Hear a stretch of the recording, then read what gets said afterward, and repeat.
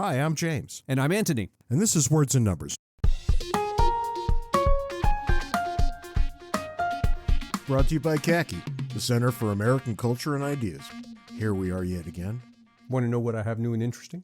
Well, no, because you'd think after all these years you'd know it's new and exciting. You think you'd get it right. But okay, you go ahead with whatever you've got.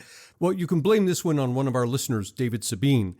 David wrote asking me to restate an argument that he had heard some time ago about the misrepresentation of a person sitting on a pile of money as having hoarded that money or hoarded that wealth in some sense. This is an argument I've made in a number of videos and podcast episodes. And if listeners haven't seen it yet, I have a nice YouTube channel, Antony Davies, where I've got a variety of videos that talk about this and other things. But here's the argument. And we begin by thinking about a barter economy. So suppose we have a barter economy. I produce sweaters and you produce bushels of corn. And in a barter economy, we trade. So I have this sweater and you have the bushel of corn, and I give you the sweater, you give me the corn, and we go our various ways. Now, consider that same transaction in a money economy. I produce a sweater, I sell it to you for $50. So you get the sweater, I get $50. And then later on, I come to you and I say, I'd like a bushel of corn. I give you the $50, you give me the bushel of corn. Those two transactions are the same. All that the money does is to act as a placeholder. The $50 that you gave me for the sweater is like an IOU. It says you received $50 worth of sweater and you still owe me $50 worth of corn. So I just sit on that $50 bill until it comes time that I need the corn. I go to you and give you the money, you give me the corn. Now, if the economy is more people than just you and me, then the $50 doesn't necessarily mean that you owe me a bushel of corn, but it does say that someone in the economy owes me $50 of something. And let me back off a little bit here, because owe is a bit of a strong term, because I don't have a legal claim on other people's property, but the $50 money that I have does give me the ability to purchase $50 worth of stuff from other people who are willing to sell. Now, think about what happens when I produce and sell many sweaters, but don't buy anything. I just accumulate a pile of money. That pile of money is not an indication that I've taken something from the economy, or in some sense I'm hoarding something and should be required to give back. It's actually an indication of the exact opposite. I've already provided a bunch of sweaters to other people and haven't asked for goods in exchange. That pile of money I'm sitting on is an indication that the economy actually owes me goods and services that I currently don't have. And I think the misunderstanding here comes from the fact that we use money so often, we forget what it is. We have this sense that money itself is wealth.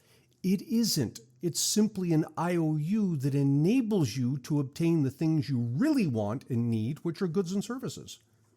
You know, the other thing to remember is that when you introduce money into the barter system, you allow people to wait. It gets you past the problem of spoilage. So if you're making sweaters and I'm making corn, well, you can make sweaters all day long. I can only keep corn as long as I can keep it. Yeah.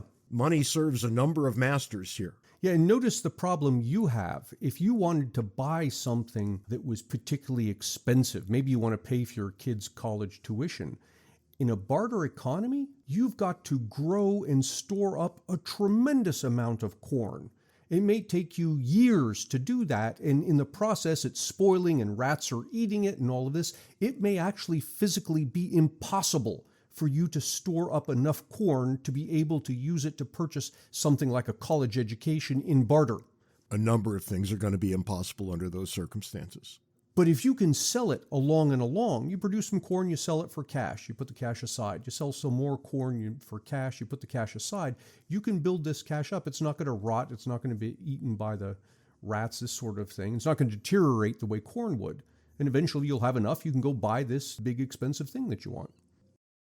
I want to talk about the Moody's U.S. credit rating. Have you seen this lately? I have seen headlines. I haven't read any of the articles. Well, let me read you the headline. Moody's cuts outlook on U.S. credit rating to negative from stable. I wonder why ever this might be happening. Well, as with any entity that takes on more debt than it can sustain, the federal government's getting its credit rating dinged. Moody's cites higher interest rates. And here's a good one. Doubts about the government's ability to implement effective fiscal policies. Oh, how about that? Moody's has just come to that realization. We've been saying that for, 20 years? If only somebody could have predicted this 15 years ago on the very day they met. Oh, wait, it was us. The sad thing is, I can remember, again, going back years, us saying that, look, this is a problem, nobody's paying attention in the mainstream media, and furthermore, by the time they do start to pay attention, I guarantee you it's too late. It'll be too late. That's right. That's what we said over and over and over again. And I can tell the loyal listeners out there that the hate mail we got calling us naive and imbeciles, it went on around the block. That's not how this works. You guys are just stupid. We got that for a long time, and then MMT came along and the hate mail was reinvigorated. Now I'm looking at marketwatch.com, and they seem to be of a mind that, well, we've got a problem here. And they think that because Moody's seems to think we have a problem here. And trust me, Moody's is so far behind the curve as far as holding the U.S. government's feet to the fire here, I don't even know what to say about it. And notice what happens. As the federal government's credit gets downgraded, that then increases the interest rate that the federal government's going to have to pay to borrow. So this is on top of the high interest rates that the federal government's already experiencing, as with the rest of us. Look at your use of the passive voice that the government is already experiencing. Well, the government created this by dumping dollar after dollar after, well, let me stop, by dumping trillions of dollars into the economy. Now interest rates are spiking. Shocking. Well, yeah, it dumped trillions of dollars into the economy via the Federal Reserve, which gave you inflation. And if you want to undo the inflation, well, the way you do that is raising interest rates. So we're kind of in this situation where you get one or the other. That's right. And when you're sitting there in the government, now you can't win. Now there's nothing you can do to undo the damage you've done, not without harming all kinds of people. The Federal Reserve is having to choose between keeping inflation under control, which is good for us, the voters, or keeping interest rates low, which is good for the federal government. Which brings us, of course, I'll have you note that this was not the foolishness of the week. The foolishness of the week comes to us from a Chicago Tribune headline. I'm going to read you the headline, and I'm just going to let you go ahead and react to it before we talk about it. Migrant family journeys back to Venezuela. More leaving Chicago as winter looms, quote, the American dream doesn't exist anymore, unquote. People are going back to Venezuela having gotten a good look at Chicago. Well, apparently Chicago was okay for the summer. Having drifted through Chicago in summertime, I can assure you that it was not. Chicago's the only place I know where people burn to death all summer and freeze to death all winter. I mean, it's the worst of all possible worlds. This is an idiotic, breathless headline, and it sits atop a bit of an idiotic, breathless news story. But the larger point is one worth thinking about at least for a minute or two. If you're looking for the American dream, at least Chicago might not be the right answer. I would have been able to tell the nice people from Venezuela this as they entered the United States. Right? There are a number of places where you can go in the United States and I think have an odds-on shot at living the American dream. Chicago, and indeed almost every major city, is not one of those places. Yeah, Chicago kind of combines all the worst things. It's bad climate, high crime, high taxes. Bad politics in a state chock full of bad politics. Right? I mean, Illinois is a disaster. It might be the worst-run state in the United States. Well, Chicago suffers from this thing you've pointed out before, that any area of the country in which one party dominates, regardless of which party it is, but if you have one party year after year after year, decade after decade, you get this kind of a problem. Yeah, and you get it in spades in Chicago. And I don't see any danger of the Republican Party getting a toehold in Chicago anytime soon. So I think you can expect to see this kind of thing continuing. We'll leave the link in the show notes as we always do. The upshot is that this family from Venezuela says that if they have to live on the streets in Chicago, well, they'd rather live on the streets in Venezuela. Bit odd that they chose Chicago. You think coming from Venezuela, a much more temperate climate, they would have chosen something like Florida. There's a bunch across the southern United States that might have been more home-like in terms of climate. But I always wonder why people who are coming in from other countries don't get a look at the kinds of websites that I look at whenever I type in, where should I move in the United States? And I learn that the correct answer might well be South Dakota. People from other countries don't hear that and think, yes, I've always dreamed of South Dakota. And I understand that. They've never heard of South Dakota, probably, chances are. But if you're looking for a place to build a life, that's the kind of place you probably want to go. And I just picked that one out of thin air, right? We could talk about Wisconsin or Wyoming. There's a number of different places, but you probably want to go to a place where it's not all that populated, where housing prices are relatively low. And there are still a lot of places in the United States where housing prices are relatively low. People say, well, I can't afford to buy a house, and I don't have any trouble believing that. If you want to live in New York, Boston, LA, San Francisco, no, you probably can't, especially if you're young or a first-generation immigrant. But there are a lot of places where you can hope to buy a house with relatively little trouble. Just to throw one on the table, well, you and I knew each other first in Western Pennsylvania, where housing values never went up. If you have a good middle-class job in Western Pennsylvania, you can own a house by the end of the week. Yeah, my house is on the market right now. So you can own Antony's house by the end of the week. But I've had a number of people who live on the West Coast, LA area or New York area, look at our listing and say, oh my God, that house that you're selling would cost 5 times if it were here. I mean, no doubt. You and I saw a house when we were in California together some years ago. There was just a regular, I think it was a 1-story, maybe on a slab house that here in Western Pennsylvania might go for $100,000, $150,000. It was over $1 million. Yeah, it's $1.3 million. I remember it like it was yesterday. Yeah, that's astounding. Yeah, and that was like 10 years ago. That's right. I can say that a house here in Tucson that you would pay $300,000 for would be $1.5 million, $2 million in LA County. Well, okay, it would also be 150 or so in Western Pennsylvania. And job markets work much the same way. So you have to make your call, right? You have to go to a place where you can earn enough so you could afford a house, which means you want to pay as little as you possibly can on the other side of that equation. There are lots and lots of options. None of them are going to be perfect. There are trade-offs all over the place. And when I see the young people whining and whining and whining because they can't afford to buy a house, well, they never get to the second part of the sentence. They can't afford to buy a house in their preferred towns. I get that. I can't afford to buy a house in my preferred town either, or I would be living in Boston, Massachusetts. And not just their preferred town, but their preferred age. I find a lot of younger people, mid-20s, saying, well, I can't afford, the house that I want where I want it. Yeah, okay, but come back in 10 years. It's going to be an entirely different matter. I could tell you for a fact I could not afford the house I wanted until I was in my 40s. Yeah, same thing here. I don't lose a lot of sleep over that. I don't complain about it. Why not? Well, because I could afford a 1-bedroom apartment in the place I want. I don't want to live in a 1-bedroom apartment, so I had to make a choice. And my choice was not to live where I want. I know that's distressing that you might not get everything you want. And I think, a lot of this is the fact that things are, and I do agree that things are more difficult now than they've been in a couple of generations.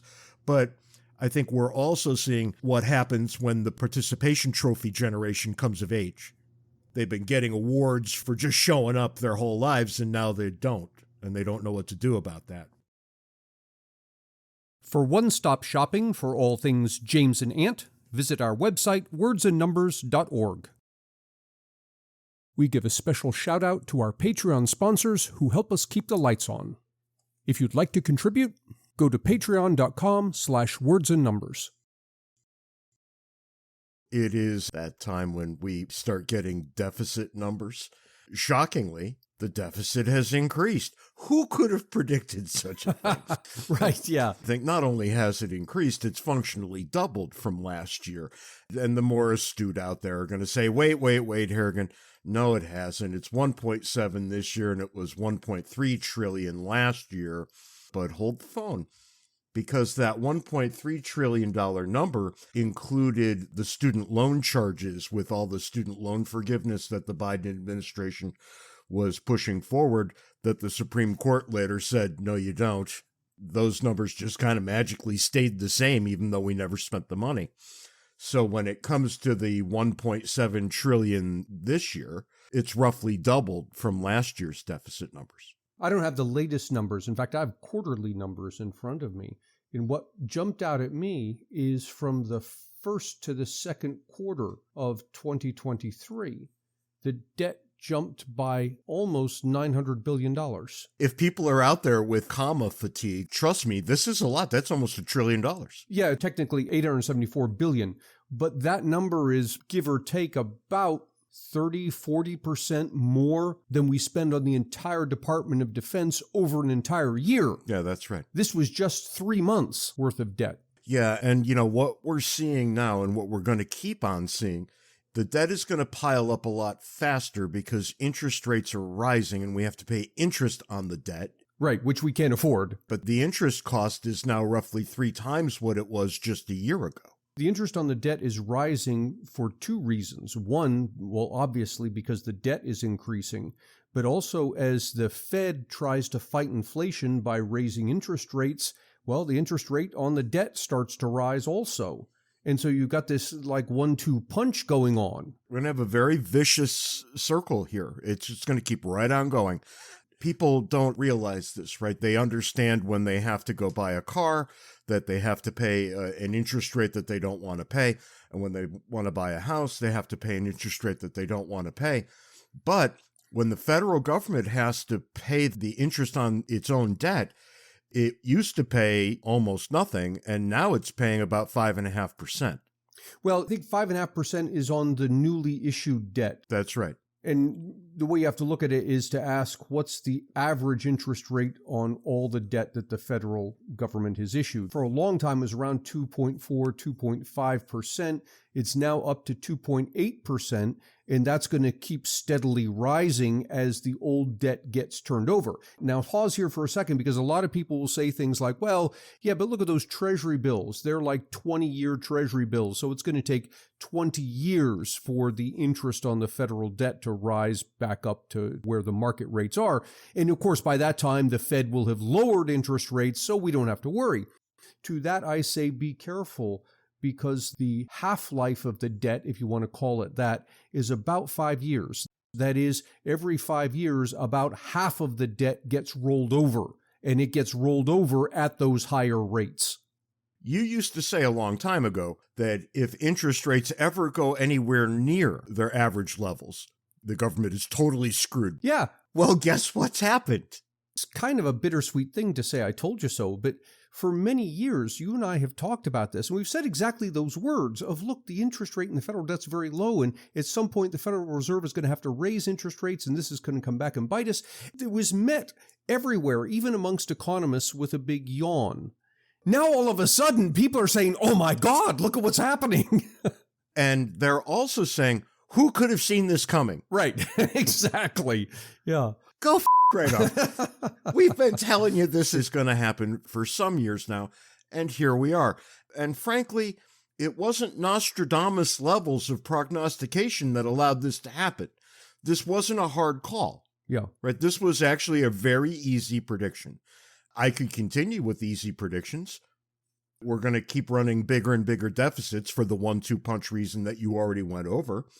They're going to get bigger and bigger and bigger. People are going to pay less and less attention to them as they get bigger. Mm-hmm. And then we're going to have a complete and total collapse of the United States dollar as a result of our behavior right now. I think there's only one of 2 ways to solve this problem now. One is going to be, on the cost side, we're going to have a significant scale back of Social Security, or the Federal Reserve is just going to have to bite the bullet and start monetizing the federal debt. as it did through much of the COVID years. And that's going to come back as inflation. I suspect we're going to do both of those things, and we're going to get retirements both pushed off into the future and at much reduced rates. Simultaneously, we will suffer very significant inflation. I don't see much way around it. Now, you can point to current events and say things like, well, the Federal Reserve has raised interest rates and it's got inflation back under control. And that's correct, but something's going to give here. If politicians keep on deficit spending the way they have in the past, what's going to happen is the Federal Reserve is going to have to turn around and purchase some of those treasury bills, some of that debt. And when it does so, that increases the money supply and you get this inflation. We've expanded the federal government so much that if the Federal Reserve doesn't step in, the federal government has nowhere else to go to borrow money because the rate at which the rest of the world is lending the federal government is less than what the federal government needs to borrow. Yeah, no, and we've covered this a bunch of times too, right? The federal government is simply running out of places to borrow. Yeah. There's no way around that, right? You can't go out and change people's minds. They're not going to give you more money just because you want it. You know, the interesting thing is you and I started talking about this stuff maybe about 10 years ago when the deficit was at... The debt. The people are going to send hate mail when the debt was at 15 trillion. Excuse me, the debt was at 15 trillion. Yeah, we're now at 33. I went back through the historic numbers and ran some calculations, and it turns out the debt has been doubling about every 9 to 10 years. And at this rate, 10 years from now, the debt's going to be around 65 trillion. And people are going to shake their heads and say, there's no way it could be 65 trillion. Yet that's what they said about 33 trillion 10 years ago. What does the Congressional Budget Office to say about this nonsense? And that's where life gets really scary because the Congressional Budget Office, you can go back through their past forecasts and they are very forgiving of the federal government in their forecasts. So everything looks rosier than it actually ends up being. But the CBO itself is anticipating annual deficits of over $1.5 trillion for next year. Given that it was 1.7 this year, it doesn't take a genius to predict more than 1.5 trillion next year. But then that's steadily rising to 3 trillion by 2033. So 10 years from now, CBO is anticipating the federal government's going to be adding $3 trillion a year to the debt. And if you take into account CBO's rosy projections, the real number is likely to be closer to 4 trillion. 3 trillion is likely to happen in about 6 years out, not 10 years out. Yeah, you wonder, how can this possibly continue? Well, it can't continue the way it's going. We're on the very steep curve of an exponential growth. I've been saying for a while we're going to be paying the piper in about 10, 15 years, and now I'm thinking it's going to be 5 to 10.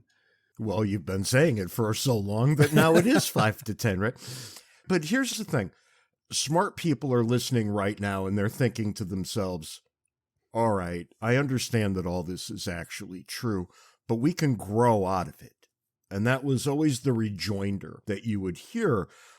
Well, the U.S. GDP grew at a 4.9% annual pace in the third quarter. That's respectable. And we didn't outgrow anything.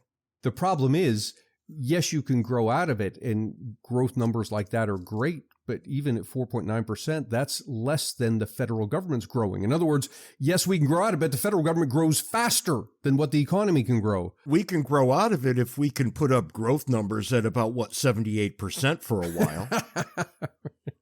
The last time I looked, I think the federal government grows a little bit over 6% a year. That's astounding, year after year after year. The economy can't keep up with that.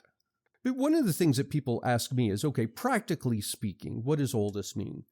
The first thing that you're going to feel is the interest expense eating more and more of the federal revenue. Right now, roughly every dollar the federal government takes in revenue, 25 cents goes to pay for interest on the debt.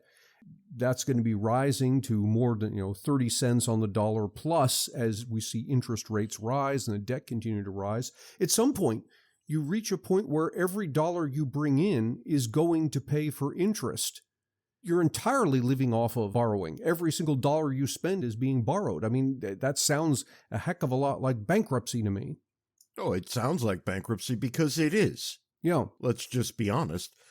Sooner or later, the math doesn't work anymore. And we are very quickly getting to sooner or later. There are sleights of hand that people pull when they talk about this stuff. And one is you'll see people refer to the debt to GDP, which just irks me to no end. Because debt to GDP is a way to compare government's debt across countries. So you can compare the United States to Japan, for example. It's not a good way to talk about whether the government can afford its debt. The right metric there is debt to revenue. Same way you might think about a household. How much debt do you have relative to your annual income? And from 1960 to 1980, the federal debt was around 3 times the annual revenue. By 1990, it had risen to 6 times the annual revenue. It stayed there until around 2008, where it jumped to around 10 times the revenue, and currently it's about 12.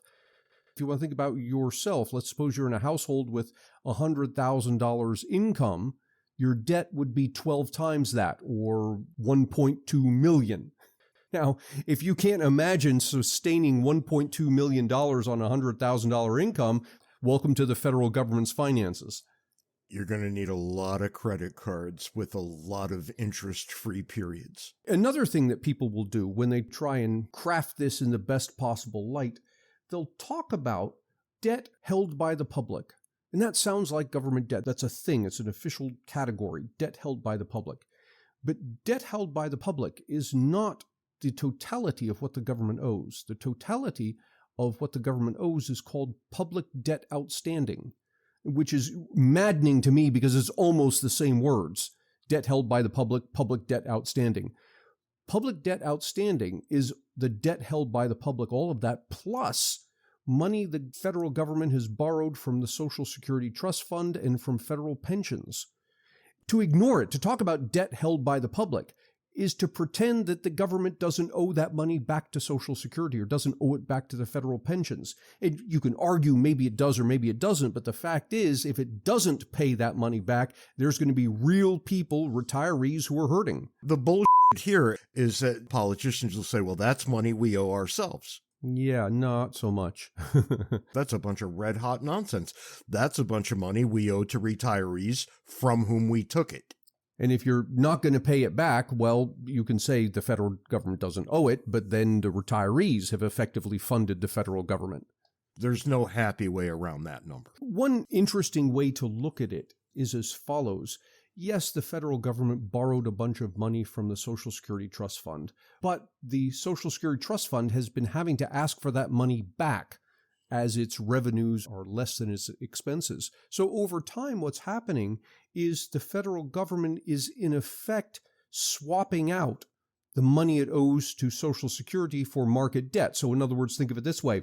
Suppose I'm the federal government. I owe the Social Security Trust Fund $100. Social Security Trust Fund comes along and says, hey, look, I need that $100. Now I'm the federal government. I don't have $100. What do? I issue debt to the public for $100. I've shifted that debt from I owe Social Security to I owe the public at large. And that shifting is going to continue and continue over the next decade as Social Security finds itself with less and less cash. So ultimately, all of this money, public debt outstanding, this is the actual debt. It's what the federal government actually owes. So I think we end up in a situation where we get sustained inflation. And I had been predicting for a long time sustained inflation in the 5% range. And I stand by that. Long term, if things continue growing at the way that they're growing, I anticipate that the new baseline for inflation is not going to be 2%. It's going to be 5% or 7%. And I don't think people understand just how brutal that is. Well, some of our older listeners who lived through the 1970s, 1980s, they'll remember when inflation was horrible. Yeah, no, and back then we're talking 18 to 22%, right? It was ridiculous. We were in Banana Republic territory. But at 5%, which, that's about where we've been for, the last year? Give or take. What do you find? You find that when you go to the grocery store, you can't afford things anymore. Right. Now, your employer will probably, and let's underline probably, give you a raise to compensate for the inflation, but that raise doesn't come until maybe 6 months, a year later, and so you're always playing catch up. Anybody who's wandered through the aisles of a grocery store in the last 6 months knows that the game has changed. And that's where we're going to be for a very long time. We have, I think, crossed the line from what we would have called a very typical American life to a typically European life. We're going to be living more like our European friends than the other way around. Now, that's worth exploring for a minute. European taxes are much higher than what we have in the U.S. So we point to that and we say, well, yes, they have higher taxes, but with that, they pay for the social system and all of that they have that we don't. I can't imagine that we're going to get taxes at that level here. But what we are going to get is the inflation. At the end of the day, you have the same problem, that my purchasing power is substantially less than what it was before. And you'll see new trends emerge, right? Those trends will be towards one-car households. Yes. Those trends will be towards much lower square footage in the home. Yeah. The way Europeans live versus the way Americans have typically lived up until this point. What you'll find is that we'll start cutting back. And that's just how it's going to have to be when every year everything is 5% more expensive than it was the year before. And, let's not forget that means next year that 5% compounds. Yes, it's 5% on top of 5%. And so on and so forth for years and years and years. And, you threw out a number earlier that just a few years back, everybody would have thought, well, that was rich. You said, well, imagine a $100,000 household. Mm-hmm. That was a number that inspired awe some years back. Six-figure income. Yeah. Six-figure income. It's still high, but it doesn't inspire awe anymore. Right. That's not something that only a cherished few can accomplish. I think it's the case. Median household income in this country is north of 75,000, maybe as high as 80,000, but it's up there in that range. Somebody sent me a meme the other day that said young people have it so hard because they can't afford houses because their mortgage payments are so high. And I reminded them, look, this goes back to no such thing as a free lunch. Mortgage payments are high because interest rates are high. Interest rates are high because the Federal Reserve is raising interest rates to fight inflation. It's having to fight inflation because it printed a bunch of money to pay for all those free checks that we got back during the age of COVID, when everybody said, isn't this great? Free money, you can print this stuff, there's no negative implications, no problems. Yeah, well, we're paying the piper right now in the form of higher mortgage payments, higher car payments, higher credit card payments. You are literally paying for all those COVID stimulus checks. There's a very popular video making the rounds right now of a young woman, obviously in her early 20s, literally crying because she can't figure out how to make a go of it. She's working long hours and she has to commute a great distance to get to where her job is. And because of all the time she spends doing that, she's not allowed to have a life. And she wants to date and have friends. And, that's difficult when you're working 12 to 14 hours a day once you factor in the commute and what have you. And people our age kind of came out and leveled the shotguns at this girl and started pulling the triggers, saying things like, yeah, we all had to deal with that. Now you have to. Yeah. I think we can have a certain amount of compassion, right? This is a hard thing to come to terms with. Yeah. I'm not saying that she doesn't have to come to terms with it. I'm just saying it's not an easy thing to come to terms with. I remember realizing when I was working 12-hour days that I was still being far too lazy and I had to do 14 and 15. And look, everybody's been there at some point, right? You got to just knuckle down. But when you're operating now in a position that's defined by two things, right? You've got a massive run-up in real estate prices that have happened over the last 3 or so years. So everything's gotten more expensive, but then interest rates have also gotten up to 7 3/4? Yeah. Look, you can afford an increase on one of those two things, maybe.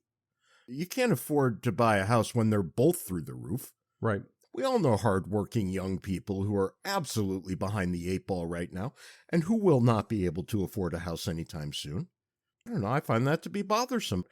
I have no patience for people who say, pay off my student loan. You took out that loan, pay it off yourself. I have nothing but compassion for people who have worked hard, who are now realizing that they cannot afford homes. Mm-hmm. That's through no fault of their own. They didn't do that to themselves. And yet here they are. I don't know how that's going to shake out, but it's going to take a while, and it's not going to be pleasant for a long time. Every time at the end of conversations like this, people ask me, what can we do? And I think long term, there is something that we can do, and maybe this is where we end up ultimately. And that's putting the federal government on a diet. Our problem is the federal government has just been spending far more than it should be spending.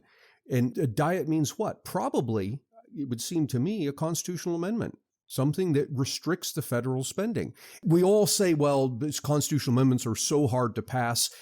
Yeah, but I think things are going to get bad enough that we're going to see that as actually the easier solution. I don't know if you can hope to get an amendment through a bunch of people who will be controlled by the amendment. Maybe it's so bad and they could finally say, I have no choice in the matter. Right. It's a constitutional amendment. If that's the case, they could understand this as being in their deep self-interest. But here's the thing. Anybody who's looked at the budget in anything other than a completely superficial way knows that there's literally no way to address our budgetary problems without getting into Social Security and Medicare. Mm-hmm. It's not possible.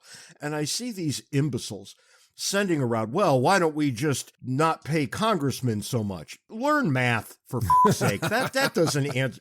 Right. That doesn't answer any question.